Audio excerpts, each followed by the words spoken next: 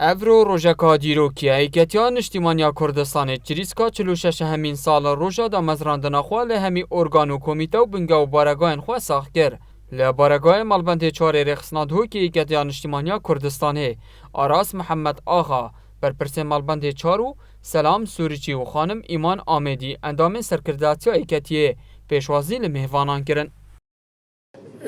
پیروز بد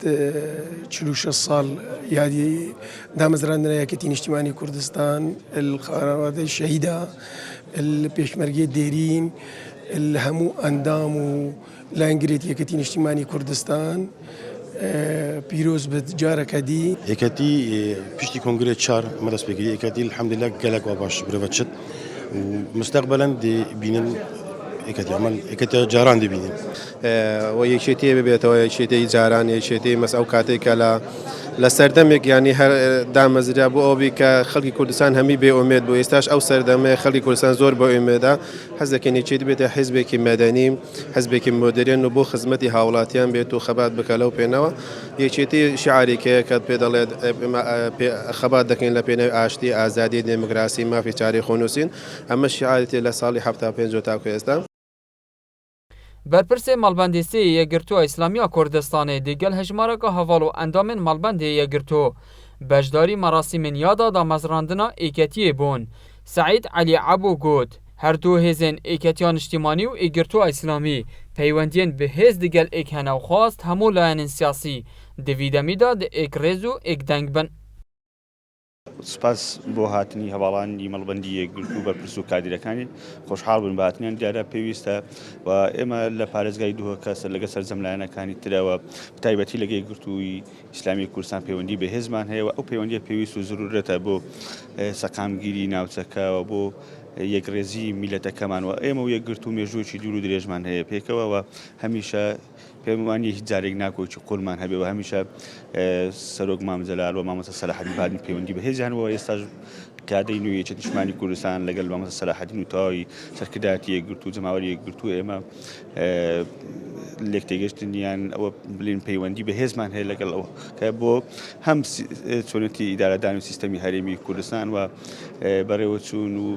پشتیوانی زیاتری گەشەکردنی ئیرادەی هەرێمی کوردستان و یەکڕێزی لە بەغداوە لە بە هەمان شێوە لە چۆنەتی چارەسەرکردنی کێشەکان لە هەرێمی کوردستان کە ئەمیشە یەکگرتووی ئیسلامیش ڕۆلێکی کارای هەبووە لە یەکڕێزی و تەبایی نێوان میلەتەکەمان. ئەمڕۆ ئەم هاتین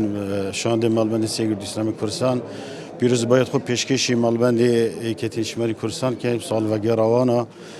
پیروز بهێلێت یین دعاتین هر سال خیر و خوشی بیت و سرکفتی و سرفراز بن راستی هر بحث ایکریزیت کین ایکریزی هر کارسات کاب سریوی ملتی هاتی جزء اجی ابو یکو ایکریزی نبو یا راستا دورو برید ما آنجینه که نحزت ما بهزن بس کرد دبیجنه که کرمی داره شداره نبتن دار زوالات داره نینه بجا فرم همی ایکریزی پارزین و هلویری هم ریکا و همیا گازید که این کو زور ضروره و پیتویه افک ریزیه بیت پاراستن جاره که دی پیروز باید خوب پیشکشی مالبنده یکیتی نشتیمانی کردستان که راستی علاقاتی تیا گرتو دیگل یکیتی نشتیمانی کردستان همی گفت پیشکفتی بوینه هر سر زمان ممجلال رحمت خودی لبن و حتی ویگا ویجی بتایباتی الدهو کیجی هر علاقات و پیوندیت ما اتاستد بلندانه و زور باشن جاره که دی پیروز باید خوب پیشکشی سر راسپاردا جناب کاک حماو مكتب السياسي حزب السوسيال الديمقراطي كردستان برج دل سباسيا همي اكتيت بادينان تكم وتشلو ششمين صاليادا دامزرنداني اكتين اجتماعي كردستان الهمي اكتيا بيروست كم براستي يعني الدفيت لاين السياسي همي يقدل بن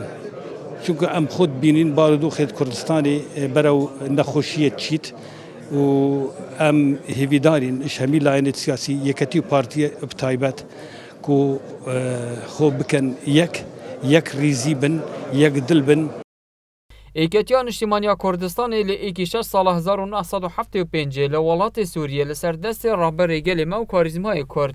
Serok Mamcelal hatî yê damezrandin û çaram kongrê xwe sax kiriye û şiyaya di vî kongreyê de giringiyeka mezintir bi devera behdînan bidet û xwasta dost û hejêkerên êketiyê jî ew e êketî giringiyeka pitir به همو تخو چینان بدد به جوازی جدهو که بو بادینان هاتی سامی